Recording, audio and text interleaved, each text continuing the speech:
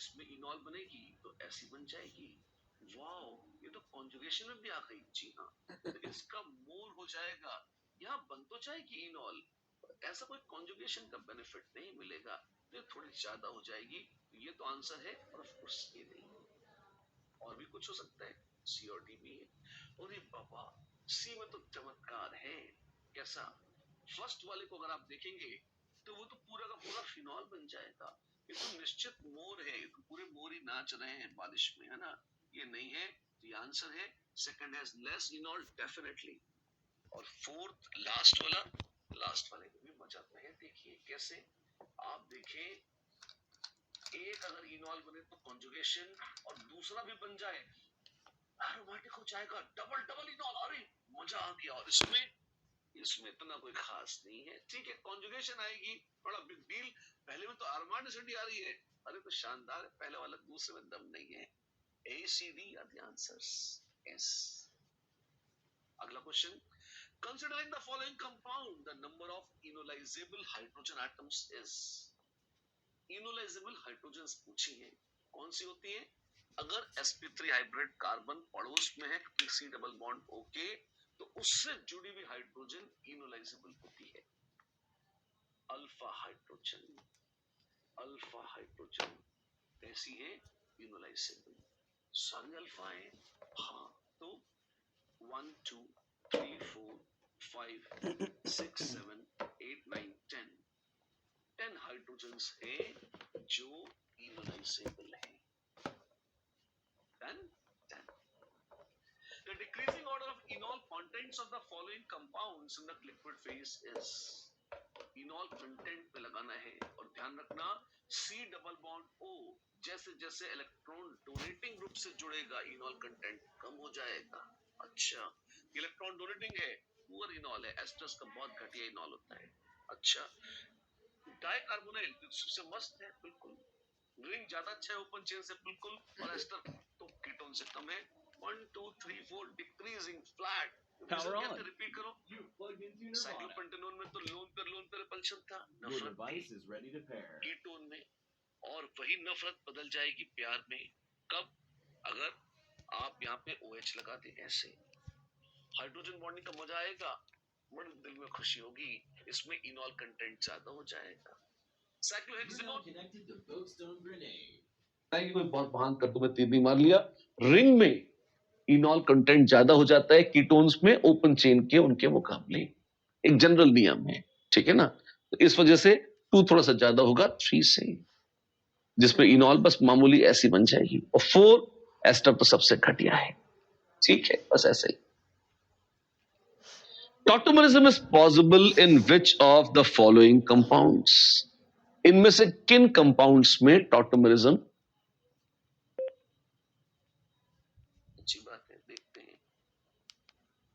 Your device is ready to pair. You're now connected to Boatstone Grenade. टक टक टक टक टक टक टक। अरे वाह, तो क्या हो जाएगा? H+, ये तो इसी का रेजोनेंस स्ट्रक्चर है, O-। और अगर H+ यहां से हटा दें, हटा सकते हैं, और अगर ऊपर लगा दें, लगा सकते हैं।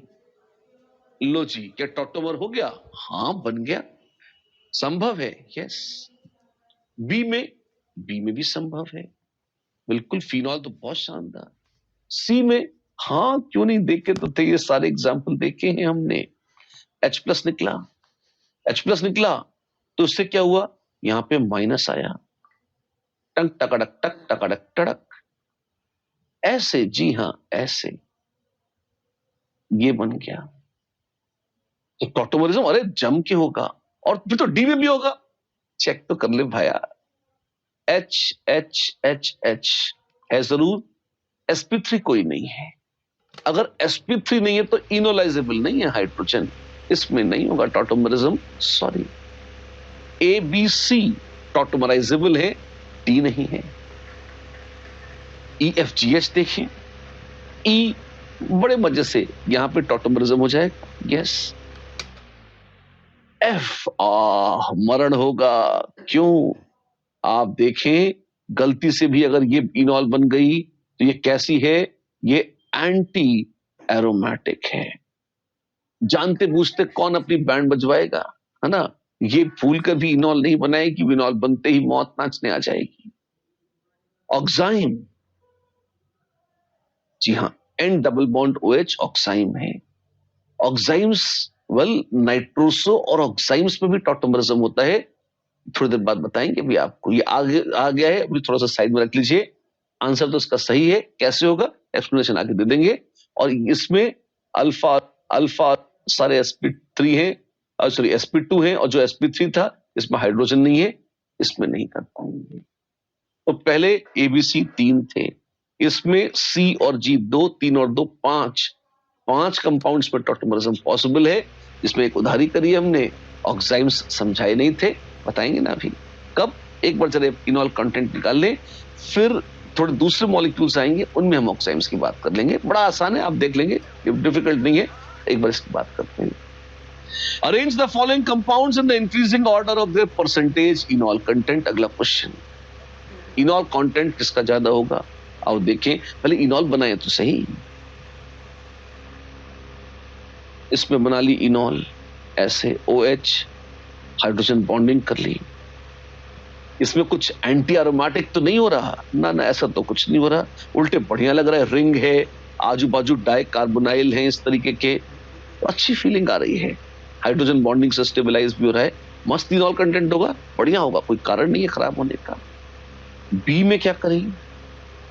अगर इसकी इनॉल बनाएंगे, हाइड्रोजन बॉन्डिंग का तो कोई मजा नहीं है, पर फिर भी आप एक बात गौर करिए, क्या कॉन्जुगेशन तो है, कुछ तो इज्जत है। सी में तो, अगर सी में देखें तो बेइज्जती के अलावा कुछ नहीं है। क्यों? एक घटिया सस्ती इनॉल ना। तो ए बहुत ज्यादा है बी से, और बी भी काफी ज्यादा होगा सी से। ये है इंक्रीजिंग, इनफैक्ट डिक्रीजिंग ऑर्डर था, उल्टा लिख देंगे, इंक्रीजिंग ऑर्डर आ जाएगा इनॉल कंटेंट का। डन? अभी तक तो हमने कीटोनॉल की बड़ी अच्छी चर्चा करी है। अब एक बात, मेन तो यही था, काम की बात यही थी, और फिर भी जो दूसरे फंक्शनल ग्रुप्स टॉटोमराइजेशन दिखाते हैं, जैसे हमने नाइट्रोसो ऑक्साइड में वचन दिया था, एक बार उसकी झलक देख लेते हैं। कैसे? आप देखो, C डबल बॉन्ड O, ये था, हमने कहा था अल्डिहाइड है ये, ठीक है। यहां पर अगर अल्फा हाइड्रोजन होगी, C में HH कुछ होगा, तो ये टॉटोमराइज हो जाएगा। क्यों? क्योंकि माइनस चार्ज स्टेबलाइज है एल्डिहाइड के -M से, और उसको टॉटोमराइज करने में मदद मिलती है। तो फिर एकदम से आइडिया आता है कि अगर NO ग्रुप यहां होता, क्या क्या क्या, अगर NO जानते हो, लोग इसे कहते हैं नाइट्रोसो, अगर नाइट्रोसो ग्रुप यहां पे होता तो वो भी तो शक्तिशाली -M है। हाँ है। तो आओ, अगर अपने पास कुछ ऐसा मॉलिक्यूल है कि भाई CH3NO, इसमें क्या होगा देखते हैं। अगर H+ हटा लेते तो बनता CH2 माइनस और NO, ऐसे रेजोनेंस होती धड़ाम-धूम, HCHNO-, जी हां, H+ लगा दो, क्या बन जाएगा? CH2 double bond NOH। Wow, ये क्या बन गया? ये एक नया फंक्शनल ग्रुप है, कम परिचय है आपका, पर अच्छी चीज है, देख लीजिए एक बार। लोग प्यार से इसे कहते हैं ऑक्साइन। तो नाइट्रोसो और ऑक्साइन में टॉटोमरिज्म होता है? जी हां, बिल्कुल होता है। अगर आपके पास है CH बक्कड़ और NO, इसे कहेंगे नाइट्रोसो, और वो बन सकता है C डबल बॉन्ड NOH, जिसे बोलते हैं ऑक्साइन। ज्यादा स्टेबल कौन है, नाइट्रोसो या ऑक्साइन? ऑक्साइन ज्यादा स्टेबल है। ये कैसे? ये पता है, हमें याद करना होगा, इंपॉर्टेंट नहीं है, ध्यान रह जाए तो ठीक है। अगर सूचना मैंने आपको दे दी कि ये ज्यादा इंपॉर्टेंट, जैसे कीटो इनॉल में कीटो अच्छा है, नाइट्रोसो ऑक्साइन में ऑक्साइन अच्छा है। और कुछ एक लास्ट, इमीन इनामीन, क्या क्या क्या, इमीन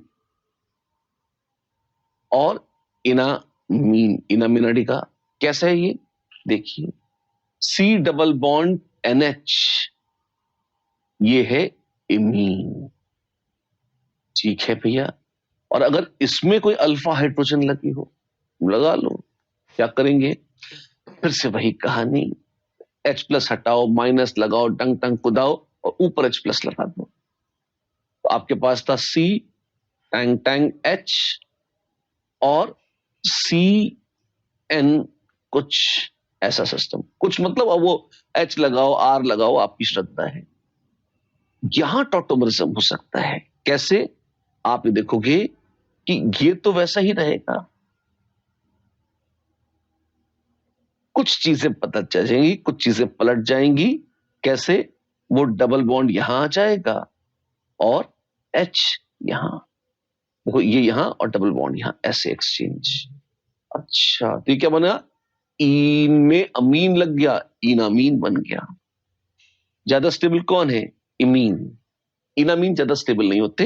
कैसे? पता है, जैसे कीटो इनॉल में कीटो, इमीन इनामीन में इमीन। ठीक है, ऐसे ही है। ये दो बड़े मजेदार टॉटोमराइजेशन के केसेस थे। अच्छा होगा एक बार आप अपनी नजरों से गुजार लें, दिख जाए आपको कि कहीं भी आपको नाइट्रोसो दिखे तो आपको पता हो भाई इससे ऑक्साइम बन सकता है, ऑक्साइम से नाइट्रोसो बन सकता है, ये टॉटोमराइज करते हैं।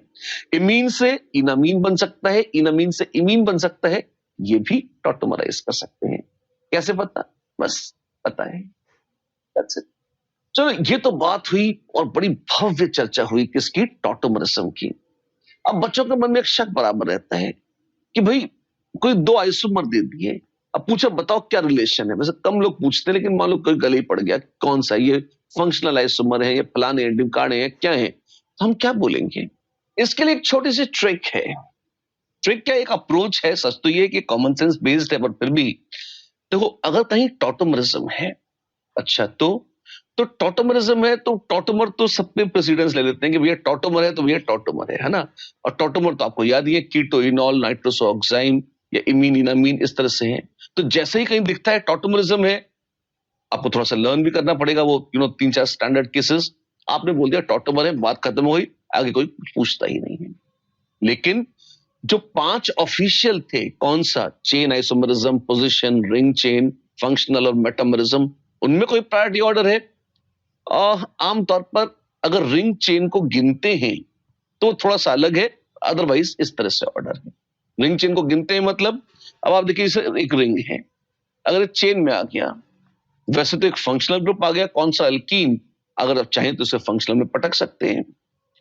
तो अगर फंक्शनल को ऊपर कर देंगे तो रिंग चेन का अस्तित्व भी समाप्त हो जाएगा, और कुछ किताबों में रिंग चेन को अलग से गिना भी नहीं जाता है। यदि रिंग चेन को गिनना है तो आपको रिंग चेन को ऊपर गिनना पड़ेगा। ठीक है, तो रिंग चेन दिख रहा है तो आप रिंग चेन बोल दीजिए। ये कब होता है? वेल, चेक करिए, अगर रिंग चेन है मतलब रिंग्स की संख्या में फर्क है, उसके एवज में पाई बॉन्ड्स बन रहे हैं, तो रिंग चेन डिक्लेयर करके छुट्टी पा जाइए। माइंड यू, उसमें फंक्शनल ग्रुप भी फर्क होंगे। अच्छा, तो हर रिंग चेन फंक्शनल आइसोमरिज्म तो होगा ही, हर फंक्शनल रिंग चेन हो यह आवश्यक नहीं, इसलिए फंक्शनल को थोड़ा नीचे ले लेते हैं। अगर टॉटोमरिज्म आ गया तो मस्त है, कुछ नहीं देखना। अगर वो नहीं है, रिंग चेन देख लीजिए। रिंग चेन अगर नहीं है तो चेक करिए भाई क्या फंक्शनल आइसोमर है, फंक्शनल ग्रुप ही फर्क है क्या? अगर फंक्शनल ग्रुप ही फर्क नजर आ जाए फिर तो बल्ले बल्ले, और कुछ देखना ही नहीं है, टंटा कटा फंक्शनल आइसोमर हो गया। ये ऐसे हैं जो ढांचा देखकर तुरंत दिख जाते हैं, भैया रिंग है कि नहीं दिख जाता है, रिंग चेन दिख गया, फंक्शनल ग्रुप फर्क है ये दिख जाता है, दिख गया। अगर फंक्शनल ग्रुप भी सेम है, अब क्या करेंगे? तो चेक करिए कि वो फंक्शनल ग्रुप है कैसा, क्या वो बाईवैलेंट या in general polyvalent functional group है। मतलब ईथर्स होते हैं, जैसे एस्टर्स होते हैं, अमाइड्स होते हैं, ये पॉलीवैलेंट फंक्शनल ग्रुप्स हैं। अच्छा, इनमें मेटामरिज्म कहलाएगा। इनमें और कुछ नहीं देखना, अगर ऐसे हैं तो सीधे मेटामर ही हो जाएगा, फिर तो आइसोमर कुछ भी ग्रुप फर्क हुए तुरंत मेटामर होता है, एक ऑप्शन। और अगर ये नहीं है तो फिर क्या वो मोनोवैलेंट है?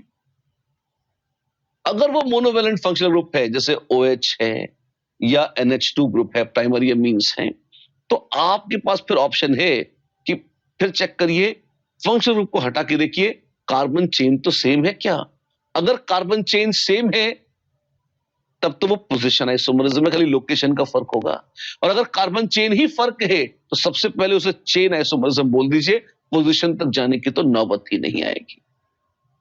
एफएमसीपी, जी हां, एफएमसीपी फंक्शनल या मेटामरिज्म।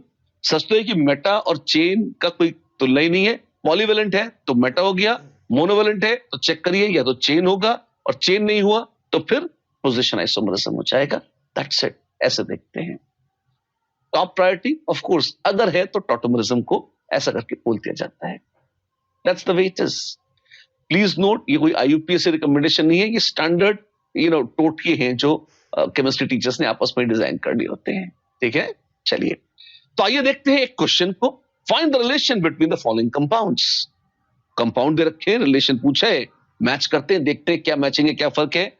COH एक जैसा, ये एक जैसा, ठीक है। C डबल बॉन्ड हो, C डबल बॉन्ड हो, CHH CH2 आइसोमर तो है, फॉर्मूला तो सेम है जी, सारे एटम मैच कर गए। फर्क क्या है, यहां पर एल्डिहाइड है और यहां पर कीटोन। अब टॉटोमर तो नहीं हो सकते ये, वो रिंग चेन का भी लफड़ा नहीं है, तो ये क्या है, ये फंक्शनल आइसोमर्स हैं। जी हां, ये फंक्शनल आइसोमर्स हैं। COOH तो सेम है, कोई तो फर्क है ना, फंक्शनल को फर्क हो गया, फंक्शनल आइसोमर हो गया। That's it. अगला, इनमें क्या फर्क है, रिंग और चेन का फर्क है। आप देखें, ये रिंग चेन है, इसमें एक रिंग है, इसमें नहीं है, चेन बन गई, रिंग चेन, बात ही खत्म। इसमें क्या रिलेशन है बताइए, ईथर है। अच्छा, तो पहली बात, रिंग दोनों में दो दो हैं जी, तो रिंग चेन नहीं है, टॉटोमर ये होने वाले नहीं है। फिर फंक्शनल आइसोमर नहीं है, क्यों, क्योंकि दोनों ईथर हैं। तो पहले तीन तो निकल गए, अब क्या बचा आपके पास, आपके पास बचता है, चेक कीजिए क्या ये बाय एनी चांस क्या ये बाइवैलेंट फंक्शनल ग्रुप है। हाँ, तो मेटामरिज्म होगा। बिल्कुल, क्यों, एक मिनट, ये तो एक जैसा है। हाँ, ये ग्रुप में फर्क आ गया, थोड़ा भी फर्क आ गया तो तुरंत बोल देते हैं metamerism.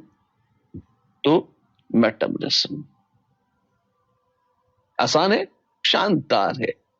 And this brings us to a very very useful और बहुत प्यारा सा कॉन्सेप्ट है। एक बार जब आइसोमर्स की बात हमने कर ली है तो हमें ऑर्गेनिक केमिस्ट्री के एक बहुत क्रूशियल कंसेप्ट, एक बड़े प्यारे टर्म जो बहुत आसान है लेकिन बहुत ही इंपॉर्टेंट है, उसको देखना चाहिए, और वो है डिग्री ऑफ अनसैचुरेशन, जिसको अक्सर लोग DU कहते हैं या पॉपुलरली कहा जाता है index of hydrogen deficiency, IHD।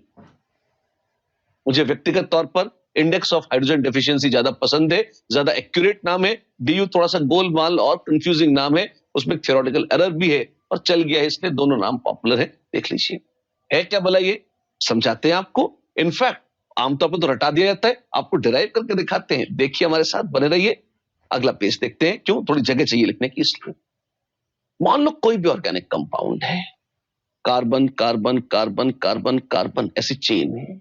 अच्छा, इसमें क्या होता है, ये तो कार्बन चेन है, क्या इसमें हाइड्रोजन्स भी होती हैं? हाँ, होती है ना। कैसी होती हैं? Well, H H H H H ऐसे जितनी चाहिए, क्योंकि कार्बन ने टोटल 4 बॉन्ड्स बनाने हैं, तो जितनी कार्बन कार्बन बॉन्ड बन गए, ठीक है, बाकी जगह हाइड्रोजन लग जाएगी। सैचुरेटेड हाइड्रोकार्बन है हमारे पास, जनरल फॉर्मूला है CnH2n+2, जो अल्कीन्स का होता है। ठीक है, अब दिल में तमन्ना हुई कि कुछ हाइड्रोजन कम कर ली जाए। कैसे? अगर हम एब्रप्टली कोई हाइड्रोजन उड़ा दे ऐसे ही, क्या हम ये कर सकते हैं? हाँ, हम कर सकते हैं। अगर हम ये करेंगे तो उससे होगा क्या? जैसे ही हम किसी हाइड्रोजन को उड़ाएंगे, वैसे ही इस कार्बन की वैलेंसी कितनी हो जाएगी? इस कार्बन की वैलेंसी हो जाएगी 3, जो कि अनस्टेबल है। कार्बन 3 तो नहीं, कार्बन को तो 4 ही बॉन्ड बनाने पड़ेंगे। तो क्या करें? एक तरीका है, एक हाइड्रोजन उड़ाने से काम नहीं चलेगा, 2 उड़ाइए फिर।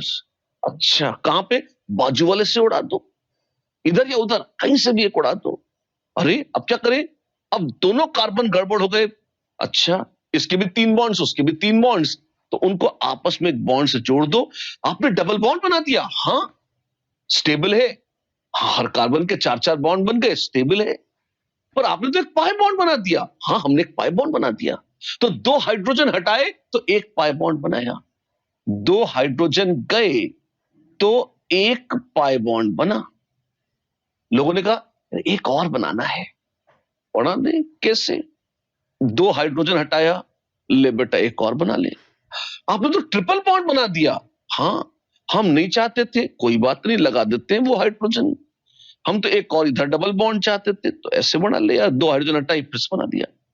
तो जब जब 2 हाइड्रोजन हटाएंगे तब तब एक पाई बॉन्ड बन जाएगा। हाँ, और हमने 2 और 2 4 हाइड्रोजन हटाई तो 2 पाई बॉन्ड बन गए। तो जितनी हाइड्रोजन हटाएंगे, जितने पेयर ऑफ हाइड्रोजन हटाएंगे, उतने ही पाई बॉन्ड बनते चले जाएंगे। जितने पेयर्स हाइड्रोजन एटम्स के 2-2 हाइड्रोजन, तो अगर आपके पास कोई हाइड्रोकार्बन है, अगर आपके पास कोई हाइड्रोकार्बन है जिसका फॉर्मूला है CnHm, जिसमें हाइड्रोजन एटम्स सैचुरेटेड के बराबर 2n+2 नहीं है, कुछ अलग है। कितने हैं हम नहीं जानते, कितने हैं? m है। अच्छा, तो या तो m वो 2n+2 के बराबर होगा, नहीं होगा। तो हम तो कहते हैं भैया 2n+2 तो मैक्सिमम, हद से हद जितनी हाइड्रोजन हो सकती थी वो थी 2n+2। हाँ जी। और फिलहाल कितनी है? m। तो ये क्या है? ये वो हाइड्रोजन है जो मिसिंग है। मिसिंग H एटम्स हैं या हाइड्रोजन डेफिशिएंसी है। ये तो पता लग गया कि ये हाइड्रोजन डेफिशिएंसी है। सैचुरेटेड हाइड्रोकार्बन के मुकाबले इस हाइड्रोकार्बन में जो हमको दे रखा है CnHm, इसमें इतनी हाइड्रोजनें कम है सैचुरेटेड ओपन चेन अल्केन के मुकाबले। ठीक है। और हमें एक चीज और पता लग गई है क्या? अगर 2 हाइड्रोजन कम होती हैं तो बनता है एक पाई बॉन्ड। तो 2n+2 माइनस m, अगर इतनी हाइड्रोजन कम हुई है, अरे तो कितने पाई बॉन्ड बने होंगे? 2n+2 minus m into 1/2। अच्छा, तो बढ़िया है, फॉर्मूला निकाल लिया आपने। थोड़ा सा रुकिए, हल्की सी गड़बड़ है। क्या ये किसने कहा कि आजू बाजू वाले एटम से ही हाइड्रोजन हटाएंगे? आपने करा, हम क्या करें? हाँ, तो मैं ही बता रहा हूं, आके मेरी बात सुनिए। हाइड्रोजन हटाई थी, बड़ा अच्छा किया, बड़ा अच्छा लगा, दिल को खुशी हुई। लेकिन आप ये देखिए, ये था अल्केन। ऐसा भी तो हो सकता है कि हमने एक हाइड्रोजन यहां से हटाई, एक हाइड्रोजन हमने यहां से हटाई, दूसरी यहां से हटा ली, आजू बाजू ना हो सकता था। तो क्या करेंगे? जोड़ दो इन्हें। ऐसे ही जोड़ दिया। 2 हाइड्रोजन हटाएंगे तो जोड़ना तो पड़ेगा ना। अगर पहले से ही जुड़े थे, आजू बाजू थे, तो पहले से सिग्मा था तो पाई बन गया। अगर आजू बाजू नहीं, आजू बाजू काजू कहीं और थे, तो क्या होता? उसको जोड़ेंगे तो एक तो सिग्मा बॉन्ड बन गया। आपने एक रिंग बना लिया है। एक रिंग, जी हां, आपने एक रिंग बना लिया है। तो अगर 2 हाइड्रोजन हटाई, बहुत शानदार चीज बोल रहा हूं, ध्यान से सुने। अगर 2 हाइड्रोजन हटाई तो या तो एक पाई बॉन्ड बनेगा या एक रिंग भी बन सकता है। दोनों बना दे, नहीं, एक चीज बनेगी। या तो एक पाई बॉन्ड हटा लो, 2 हाइड्रोजन हटी तो या तो एक पाई बॉन्ड बना लो और या फिर एक रिंग बना लो। या तो एक पाई बॉन्ड बना लो और या फिर एक रिंग बना लो। ठीक, दैट्स इट। क्या हो जाएगा? तो हम कहेंगे एक मतलब this number of missing hydrogen, ये हाइड्रोजन जो डेफिशिएंसी है उसमें एक पाई बॉन्ड और 1 रिंग, ये जोड़ लेते हैं यहां पे। तो this is equal to number of pi bonds plus number of rings. क्यों? पाई बॉन्ड और रिंग मिलाकर एक। अगर 2 हाइड्रोजन हटी है, या तो एक पाई बॉन्ड या एक रिंग। अगर 4 हाइड्रोजन हटाई है, अगर 4 हाइड्रोजन हटाई है, मैं हटा के दिखाता हूं आपको, तो या तो एक रिंग जैसा बना हुआ है और एक पाई बॉन्ड ऐसा बना सकते हैं। तो अगर 4 हाइड्रोजन हटाई है तो 2 हाइड्रोजन के बदले एक पाई बॉन्ड और 2 हाइड्रोजन के बदले फिर से एक पाई बॉन्ड, तो या तो 2 पाई बना सकते थे, एक संभावना। एक और संभावना है, एक पाई बॉन्ड और एक रिंग बना सकते थे। हाँ। और या फिर दोनों रिंग बना सकते थे, यह भी हो सकता था। तो आप देखें, एक्चुअली सिर्फ पाई बॉन्ड नहीं बनते, सिर्फ नहीं रिंग नहीं बनते, दोनों को जोड़ के कुछ बनता है। तो हम कहेंगे number of pi bonds plus number of rings is equal to index of hydrogen, this is equal to index of hydrogen deficiency. और ये क्या है? ये है 2n+2, जो मैक्सिमम हो सकती थी माइनस जितनी है डिवाइडेड बाय 2। ये कहां से आया? ये यहां से, which is n+1 minus m/2। This is IHD, जिसको कुछ लोग DU भी कहते हैं। आपको DU नाम पसंद क्यों नहीं है? डिग्री ऑफ अनसैचुरेशन उससे फील आती है। ये सिर्फ पाई बॉन्ड बताता है, ये पाई बॉन्ड के अलावा रिंग भी बताता है। रिंग्स अनसैचुरेटेड नहीं कहे जाते, वो पाई बॉन्ड्स नहीं है। इसलिए DU मेरे ख्याल से बहुत अच्छा नाम नहीं है, प्रचलित है, हम उसका विरोध नहीं करना चाहते, चले दीजिए। बड़ा कॉम्प्लिकेटेड सा डेरिवेशन है, कॉमन सेंस बेस्ड है, कॉम्प्लिकेटेड तो नहीं है। हाँ, रट लेना ज्यादा आसान है, एक बार दिमाग खर्च हो डेल्टा थोड़ा सा, पर मुझे उम्मीद है आपको ज्यादा जोर नहीं पड़ा होगा। एग्जाम्पल दे दीजिए तो एकदम क्लियर हो जाए। मैं एग्जाम्पल देके बताता हूं आपको, देखिए मजेदार एग्जाम्पल है।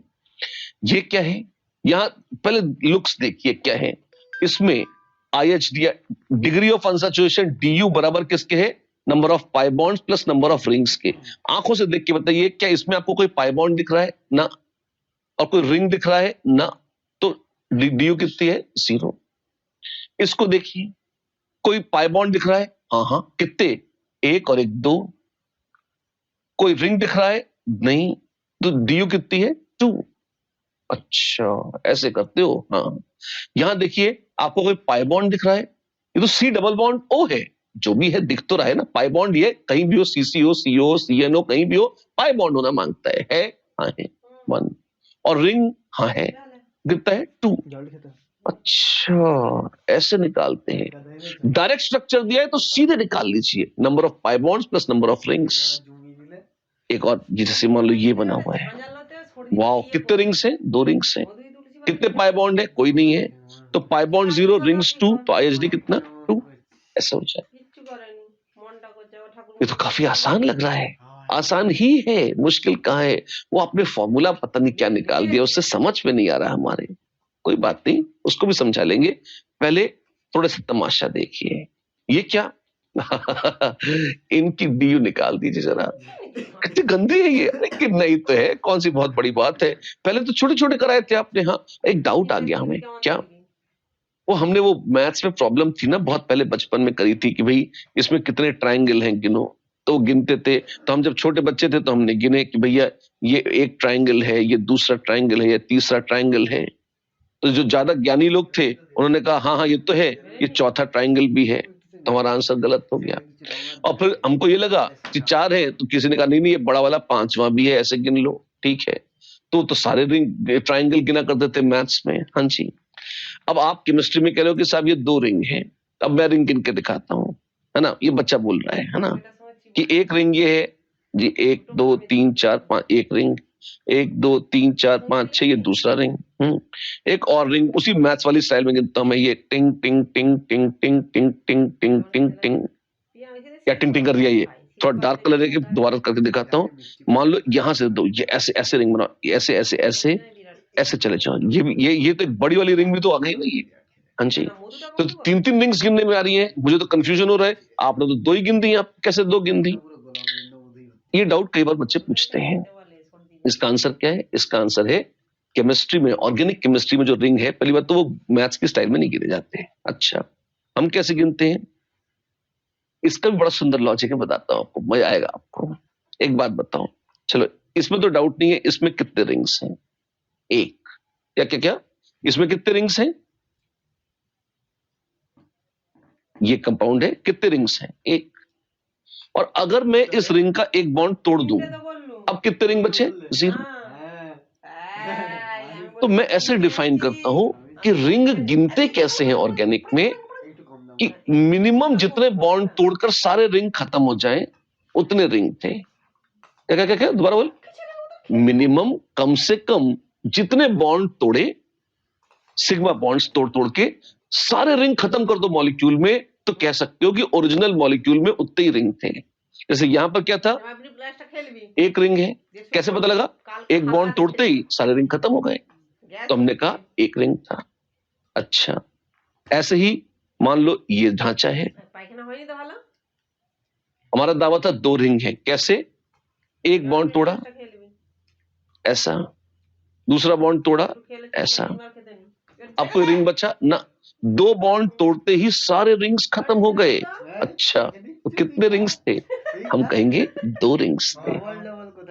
ओह, ऐसे गिनते हैं? हाँ, ऐसे गिनते हैं। और भी स्ट्रक्चर है, हाँ, है ना? कौन सा? ये देखिए, बड़ा प्यारा स्ट्रक्चर है, क्यूबेन कहते हैं इसे। इसमें जरा गिन लीजिए, गिनवाएंगे। उसके पहले एक छोटा सा स्ट्रक्चर और है, प्रिज्मीन कहते हैं, जरा उसमें गिन के बताओ मुझे।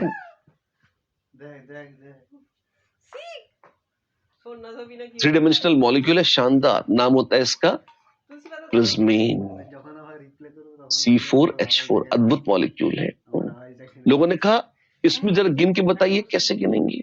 2 तरह से, एक तो ढांचे से गिन सकते हैं डायरेक्ट जैसा अभी गिन रहे हैं, या फॉर्मूला डिराइव किया तो उससे भी गिन सकते थे। अभी ढांचे से गिन के बताता हूं, फिर फॉर्मूले से भी बता दूंगा। क्या तरीका है? बॉन्ड तोड़ के देखो, एक तोड़ दिया, जान बाकी है, बाकी मतलब रिंग बाकी, हाँ, दूसरा बाकी है, हाँ, तीसरा खत्म हो गया। कितने रिंग्स थे? 3। तो इसमें नंबर ऑफ रिंग्स कितने होंगे? 3। अच्छा, ऐसे करते हैं आप? हाँ जी। क्यूबेन में क्या है, आइए देखते हैं।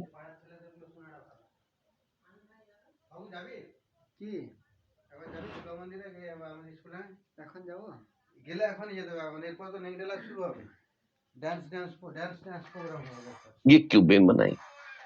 लोगों ने कहा बॉन्ड तोड़ो, तोड़ते हैं सब। एक तोड़ दिया, ठीक है, सारे रिंग खत्म हो गए? नहीं, एक और तोड़ दिया, बचे हैं 2, तीसरा रिंग बचा है, हाँ, चौथा बचा है, हाँ, 5वां अब बचा है ना, सारे खत्म हो गए। नीचे क्या है? आगे पीछे के बॉन्ड्स हैं, वो एक रिंग नहीं है, वो आपस में जुड़े हुए नहीं है, ये अलग है और वो पीछे से मुड़ के जा रहा है। अच्छा, 5 बॉन्ड तोड़े आपने? जी हाँ। कितने रिंग्स हैं? 5 रिंग्स हैं। ओके, कोई और तरीका नहीं है? हर कोने पर कार्बन है और यहां हाइड्रोजन।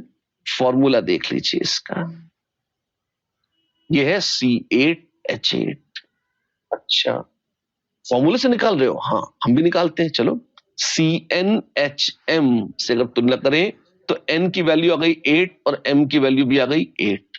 जी, और IHD कितना होता है? IHD is N+1 minus M/2। तो N+1, N है 8, तो 8+1 माइनस 8/2, 4। तो कितना आ गया? 9 माइनस 4 यानी 5। वाह, तो ये भी आ गया। जी हाँ, इससे भी आ गया 5। और IHD है 5, वो है रिंग प्लस पाई, और ढांचे में दिख रहा है पाई बॉन्ड कितने हैं? 0। तो रिंग्स कितने आ गए? पाई बॉन्ड तो दिख जाते हैं ना, दिख रहे हैं 0 है, कुछ है ही नहीं, तो रिंग्स ही होंगे कितने? 5। तो कैलकुलेशन से भी आ गया 5 रिंग है, और ढांचे से देखा उससे भी आ गए 5 रिंग्स है। बहुत बेहतरीन क्वेश्चन है, आप देखिए, मजेदार, बड़ा कॉम्प्लेक्स लग रहा है। एक क्वेश्चन और देखें, इतना बड़ा मॉलिक्यूल, अरे मासूम है, गिनते चाहिए। सबसे पहले गिनती कर लीजिए, इसका फॉर्मूला निकालने का कोई मतलब नहीं है, आप काउंट कर लीजिए। एक पाई बॉन्ड, ठीक है, दूसरा पाई बॉन्ड, तीसरा पाई बॉन्ड, चौथा पाई बॉन्ड। पाई कितने हैं? 4। और रिंग कितने हैं? रिंग कितने हैं? 1 2 3 4। आसान था, 4। IHD कितना हो गया, या DU कहते हैं जिसको लोग, कितना हो गया? 8। 8 है, जी हाँ 8 है, ये 5 है। बात समझ में आई? हाँ, आ तो रही है, पर थोड़ा एक एग्जाम्पल और ले लें तो कंफ्यूजन कम हो जाए। और करा देते हैं एक एग्जाम्पल, आप देखिए। मैं तो बल्कि और अपग्रेड कर लेते हैं इसे। अभी तक तुमने हाइड्रोकार्बन्स की बात करी है, हाँ, अगर हाइड्रोजन और कार्बन के अलावा उसमें हेलोजन आ जाए, ऑक्सीजन फैमिली आ जाए, नाइट्रोजन फैमिली आ जाए, क्या करेंगे उसका? इनके बड़े बढ़िया ट्रिक्स हैं। क्या है वो बताता हूं मैं आपको, सुनिए मेरे साथ ध्यान से। अगर हेलोजन आ जाए तो हेलोजन हटाओ और उसके साथ उतनी ही हाइड्रोजन लगाओ। हैलोजन हटाकर उतनी ही हाइड्रोजन लगा दो, अरे तो मॉलिक्यूल तो बदल जाएगा।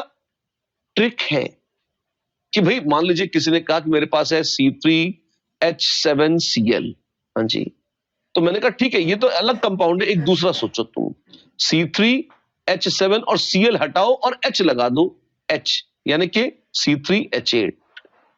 जितना होगा C3H8 का DU उतना ही होगा C3H7Cl का DU। मॉलिक्यूल अलग है, ये सचमुच में है, ये इमेजिनरी है, पर DU बराबर होंगी दोनों की, ये हम बता रहे हैं आपको। अच्छा, बढ़िया है, हाँ अरे बढ़िया है जी। ऐसे ही मान लीजिए C17H22 और Cl3Br2F है, कुछ गंदे इस टाइप की, क्लोरीन ब्रोमीन फ्लोरीन सब डाल दी तुमने, है मैं कहता हूं खुद देख ऑर्गेनिक कंपाउंड्स। लोगों ने कहा IHD निकालो इसकी, निकाल देते हैं, कैसे?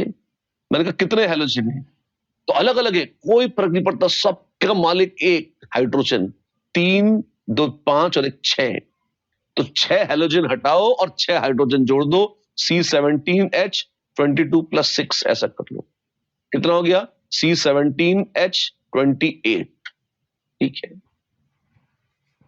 तो N हो गया 17 और M हो गया 28, और IHD कितना होता है, जिसको लोग DU कहते हैं, कितना होता है N + 1 - M/2, 17 + 1 - 28/2, 28/2, तो ये हो गया 18 - 14 यानी 4, IHD हो गया 4। That's it, that's it, इतना ही तो काम है। अच्छा ये तो आसान है, आसान ही है, मुश्किल का है। ये तो हुआ हैलोजेंस का मामला। हैलोजन हटाओ और उतनी ही हाइड्रोजन जोड़ दो। अगर ऑक्सीजन फैमिली आ जाए तो क्या करेंगे? ये तो उससे भी आसान है। ऑक्सीजन उसका पूरे खानदान के लिए, सल्फर के लिए भी सच है, जितना होगा IHD ऑक्सीजन सहित उतना ही होगा IHD ऑक्सीजन रहित। व्हाट मतलब है? जैसे मान लो C3H6O, तो आप इमेजिन करो C3H6O का क्या किया, उड़ा दिया। ऑक्सीजन को रखो या हटाओ उससे IHD पर कोई फर्क नहीं पड़ता, पूरे उसे खानदान को रखो या हटाओ उससे IHD पर कोई फर्क नहीं पड़ता। अरे वाह, तो ये तो बड़ा आसान हो गया। हाँ ये बड़ा आसान हो गया, C3H6 आ गया। अब आप इसका IHD निकालो, इसका IHD कितना है? इसका IHD आ जाता है 1। कैसे कैसे? N3 है, N + 1 - M/2 which is 1, तो इसका भी IHD कितना आ गया? 1। वेल डन, वेल डन, ठीक। हैलोजन हटाओ तो हाइड्रोजन जोड़ो, ऑक्सीजन हटाओ कुछ मत जोड़ो, तो नाइट्रोजन आ जाए, तो नाइट्रोजन आ जाए तो उतनी ही नाइट्रोजन तो हटा ही दो, और जितने एटम नाइट्रोजन के थे उसके साथ उतनी हाइड्रोजन और हटा दो। अच्छा, तो अगर नाइट्रोजन है तो रिमूव हाइड्रोजन, N तो हटाओ, उसके साथ साथ उतनी H भी हटा दो, कोई फर्क नहीं पड़ेगा, IHD उतना ही रहेगा। अच्छा मतलब जैसे C3H5N ये है, आपने कहा इसको सोचो तो ये हो जाएगा C3H, N तो उड़ा दो, H भी उड़ा दो, तो C3H4। C3H4 का IHD कितना है, निकालते हैं। IHD बराबर N + 1 - M/2, 4 - 2 2, इसका IHD है 2, तो असली वाले का भी IHD आ जाएगा 2। हमेशा हमेशा सच है, ये कोई गड़बड़ नहीं है इसमें। अच्छा ये तो मजेदार है, ये बहुत ही मजेदार है। ज्यादा नाइट्रोजन होती तो उतनी हाइड्रोजन हटा देते, मान लो होता C18H36N4, तो इसका IHD, इसके लिए कल्पना करते किसकी, आप सोचते C18, 4 N हटाओ और 4 H भी हटा दो, H32। अच्छा ऐसे, हाँ जी। IHD कितना होगा? N + 1 - M/2, 16 plus 1 18 19, 19 minus 16 and 3, इसका है 3 तो इसका भी होगा 3। अच्छा ऐसे, जी हाँ ऐसे। यहां तो इतना घिनौना फॉर्मूला है, मैंने जो बताया वो बहुत आसान है, उसी चीज को फॉर्मूले के रूप में लिखा है और बच्चे फॉर्मूला भूल जाते हैं, बड़ा गंदा है। और जो बोला है वो बहुत आराम से तुरंत याद हो जाता है। मैं फिर बोलता हूं एक बार, हाइड्रोजन हटाओ उतनी हाइड्रोजन जोड़ दो, ऑक्सीजन हटाओ कुछ मत जोड़ दो, और नाइट्रोजन हटाओ तो जितनी एन हटाओ उतनी ही एच जोड़ दो। ये सब करके एक नया इमेजिनरी मॉलिक्यूल बना लो, जितना इसका होगा आईएचडी उतना ही होगा असली हाइड्रोकार्बन का या असली मॉलिक्यूल का आईएचडी। दैट्स इट, हो गया, आराम से हो गया। चलिए इंटरप्रिटेशन अगेन, अगर आईएचडी 1 है तो या तो एक पाई बॉन्ड है कोई रिंग नहीं है, या फिर एक रिंग है और कोई पाई बॉन्ड नहीं है, दो केसेस संभव है। आईएचडी 2 है तो 2 पाई बॉन्ड्स या 1 पाई बॉन्ड और 1 रिंग या 2 रिंग्स, ये 3 संभावनाएं हैं। और 2 पाई बॉन्ड्स में भी 2 संभावनाएं हैं, कौन सी? या तो 2 डबल बॉन्ड है और या फिर एक ट्रिपल बॉन्ड है, उनमें भी 2-2 पाई बॉन्ड हो जाते हैं। तो ये सारी संभावनाओं की चर्चा करने में मदद मिलती है यदि हम आईएचडी निकालना सीख जाते हैं तो। अच्छा करेंगे क्या इसका? ऑफ कोर्स बहुत कुछ करेंगे, लेकिन सब कुछ आज ही कर लेंगे क्या? आज की मुलाकात तो बस इतनी ही थी। हमने आज बहुत कुछ सीखा है और सबसे बड़ी बात है आईएचडी निकालना सीखा है। आईएचडी क्या होता है, कैसे निकालते हैं, हाइड्रोकार्बन का ऑक्सीजन के साथ, हैलोजन के साथ, नाइट्रोजन के साथ सब सीख डाला। इसका यूज कैसे करते हैं? तलवार हमने आपके हाथ में थमा दी है, चलाना सिखाएंगे ऑफ कोर्स अगली बार। भूल मत जाइएगा, इसको पढ़ कर आइएगा, असाइनमेंट करके आइएगा, रहिएगा तैयार। आज के लिए बस इतना ही, नमस्कार।